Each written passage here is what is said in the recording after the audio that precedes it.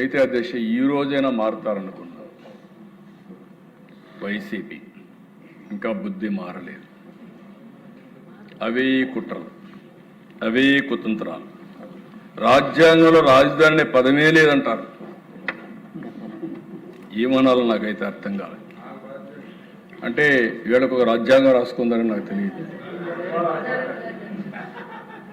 ఇక్కడ ఉండేది రాజారెడ్డి రాజ్యాంగం లేదు, అంబేద్కర్ గారు రాసిన రాజ్యాంగం ఉంటుంది. ఆ విషయం అవసరం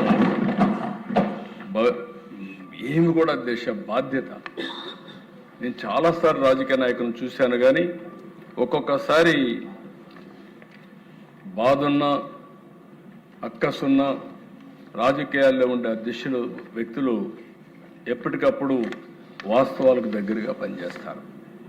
ఆ వాస్తవాలకు దగ్గరగా పనిచేయకుండా ఈరోజు నేను అనుకున్నాను, కనీసం చేసిన తప్పని కరెక్ట్ చేసుకోవడానికి ఇప్పుడైనా వచ్చి ఈ ప్రత్యేకమైన సమావేశంలో శాశ్వత రాజధానికి సహకరిస్తారు, కానీ లేకపోతే విట్నెస్ చేస్తారని చెప్పి అనుకున్నాను. ఈరోజు కూడా రాలేదంటే నాకు అర్థం కావడం లేదు. ఎలాంటి వ్యక్తితో మనం రాజకీయం చేస్తున్నామో ఈ సంఘటన స్పష్టం చేస్తుంది. అలాంటి చేసే పరిస్థితికి వచ్చారు. ఏది ఏమైనా నేను ఒకటే చెప్తున్నాను, ఏపీకి ఒకే ఒక రాజధాని, అదే అమరావతి.